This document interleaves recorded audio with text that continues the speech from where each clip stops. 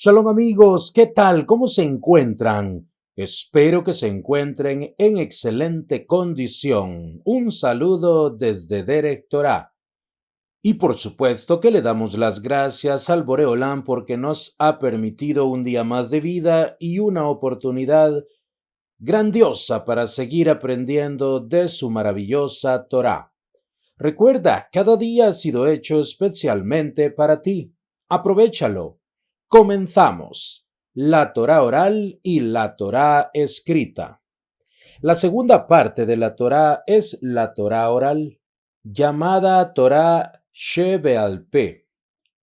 Comprende las enseñanzas e interpretaciones comunicadas a Moshe en forma oral, como suplemento y explicación de la Torá escrita. Sin embargo, a diferencia de la Torá Shebiftach, la Torá escrita, que por definición fue transmitida siempre en forma escrita, la Torá oral se transmitió oralmente de generación en generación de forma continua hasta que fue finalmente transcripta por escrito. Este proceso de transferencia oral es conocido con el nombre de Mesorá, y su finalidad consistió en conceder a los judíos más tiempo para examinarla detalladamente junto a otros judíos, contando con la ayuda de un experto para explicarla en los términos correctos.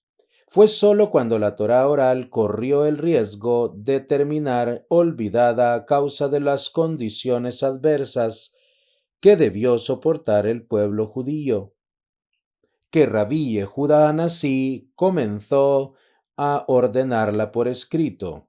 Resulta que sus esfuerzos fueron los 6 tomos de la Mishnah completados cerca del año 3948, 188 de la era común.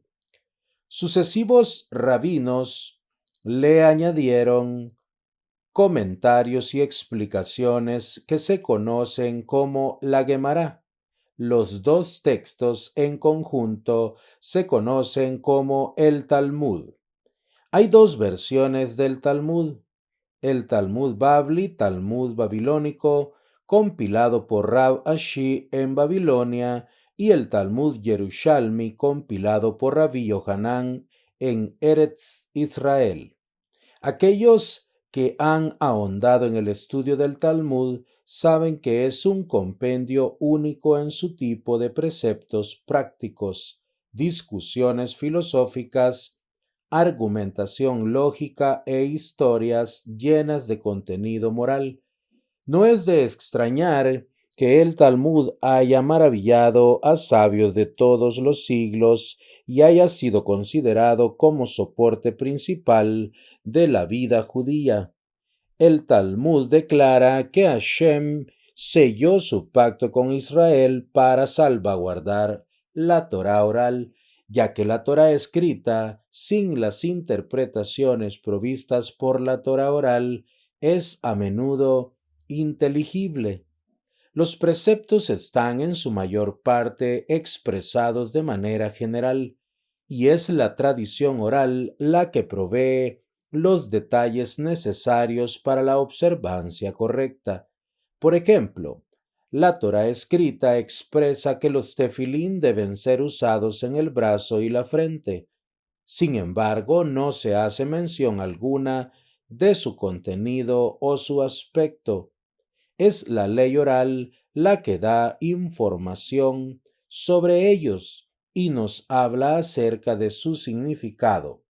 La tradición oral es la que nos permite llegar al verdadero significado de los preceptos divinos. Entonces, observamos que la clave para entender la Torá reside en la tradición oral, transmitida desde los tiempos de Moshe y encarnada en el Talmud y en el Midrash. La Torá es eterna, del mismo modo que Dios es eterno. Así también lo es la Torá. La creencia en la autoridad eterna de la Torá constituye el fundamento de nuestra fe.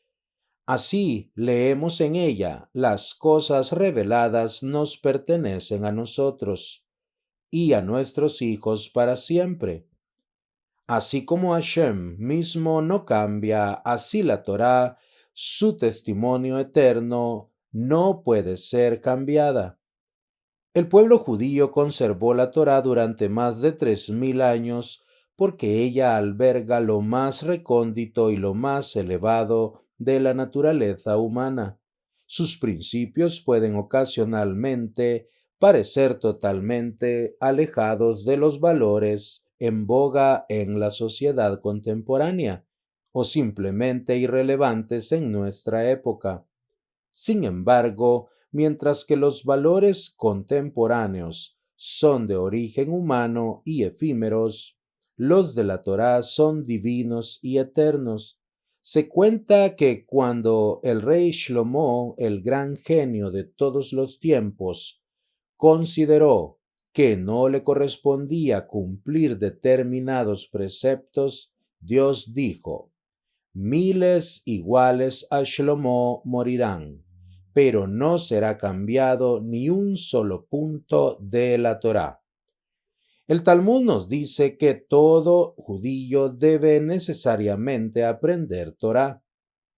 El Midrash Eijá nos enseña: si te dicen que hay Torá en los pueblos, no les creas, porque como nos dijo Moshe en relación con la Torá, es vuestra especial sabiduría y conocimiento a los ojos de las naciones.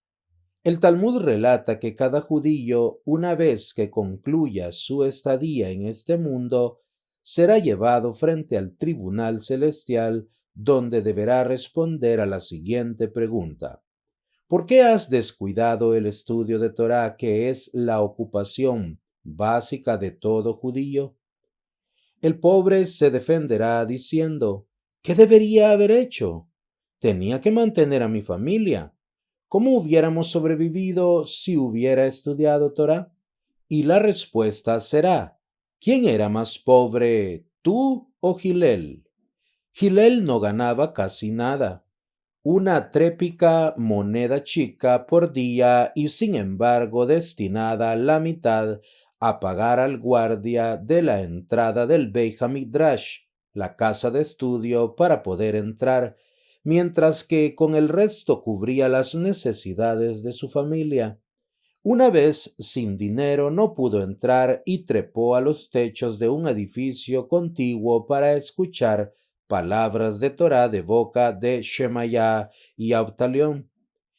Era un día de crudo invierno y había comenzado a caer nieve. A la mañana siguiente en Shabbat, y los dos hombres notaron que el Beit HaMidrash estaba oscuro. Levantando la vista al techo, observaron la figura congelada de un hombre en la claraboya. Lo bajaron del lugar, lo lavaron, esparcieron aceite en su cuerpo y trataron de revivirlo colocándolo cerca del fuego. Este hombre merece que profanemos el Shabbat por hacerle un bien, proclamaron. Si Gilel pudo hacerlo, ¿por qué no puedes hacerlo tú? Si se le pregunta al comerciante adinerado por qué ha descuidado su estudio de Torá, contestaría con excusas. Dirá, por ejemplo: ¿qué podía hacer? Debía ocuparme de mi negocio y no podía estudiar más de lo que lo hice. La respuesta a esto será: eres más rico que Rabí Eliezer ben Jarzón. Él poseía 1000 aldeas y 1000 barcos, pero nunca las conoció. No quiso usar tiempo para inspeccionar sus posesiones porque prefería pasar día y noche estudiando Torá. No conocía ni a sus propios sirvientes. Cuando cierta vez acertó a pasar frente a ellos, creyeron que era un obrero y lo mandaron a trabajar. Cuando se dieron cuenta de quién era, lo dejaron ir. Si él pudo hacer eso, ¿por qué no tú? Aquel que vive preso de sus instintos responderá a la pregunta sobre el estudio de Torá de la siguiente manera: ¿Qué debería haber hecho? Soy atractivo y no he podido contener mis pasiones. La vida está llena de placeres. ¿Por qué habría de ignorarlos para estudiar Torah? Tu excusa es inaceptable, se le dirá. Eres más atractivo que Yosef. La esposa de Potifar lo tentaba permanentemente, cambiando de ropas 3 veces al día, y sin embargo él logró vencer su Yetzer Hará, la inclinación al mal. ¿Por qué no sigues su ejemplo? Amigos, hasta aquí la lectura de este día.